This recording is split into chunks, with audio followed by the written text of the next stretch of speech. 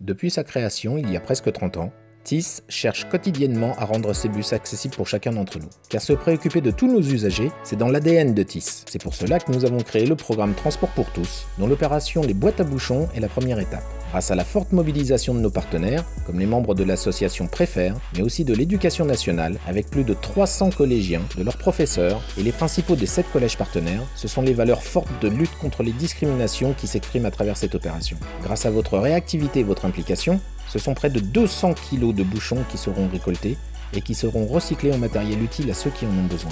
Alors un grand merci à vous tous, car c'est grâce à vous que TIS peut poursuivre son action et rendre son réseau toujours plus accessible. Et n'oubliez pas de venir participer avec nous le 31 mai prochain à la grande fête du transport pour tous.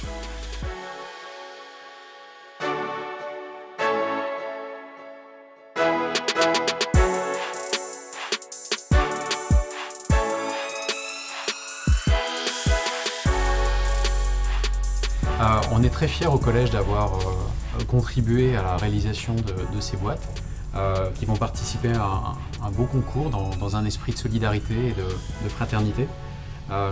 J'espère que ce sont des valeurs qui transparaîtront dans les productions des élèves, parce que je sais que c'est ce qui a animé les professeurs et les élèves dans leur préparation. Et voilà, c'est un très beau projet en collaboration avec la TIS, on travaille souvent avec eux. Ça nous permet de mettre en place des actions innovantes et à forte valeur éducative. Les élèves de 6e ont travaillé à concevoir de magnifiques boîtes à bouchons. On a récolté des bouchons qu'on a mis dans une boîte. On a décoré cette boîte pour les handicapés. On fait tout ça parce que par rapport à avant, on n'avait pas trop de moyens pour faire ça pour les handicapés. Donc maintenant qu'on a les moyens, on s'y met. Et votre mission, les 6e, c'est de faire en sorte qu'elle soit toujours remplie pour aider des jeunes, des personnes en situation de handicap à obtenir du matériel handisport. Plus vous allez remplir ces boîtes, plus il y aura de jeunes qui pourront faire du sport. Au collège, on apprend pour avoir un métier, mais on apprend aussi pour vivre ensemble. Et vivre ensemble, c'est être capable de voir les autres, de reconnaître qu'on est différent et d'être capable de prendre soin les uns des autres. C'est un projet qui contribue à la lutte contre les discriminations sur l'utilisation des transports pour tous par les handicapés notamment. Eh bien, on est venu placer des petites catapultes, le but étant d'utiliser les bouchons pour venir dégommer les préjugés.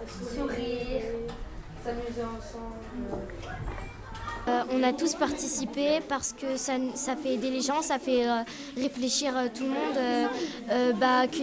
c'est tous des humains, on est tous ensemble et on peut tous être heureux, même avec un handicap. Je me suis amusée à peindre. Maintenant, ça m'a ouvert.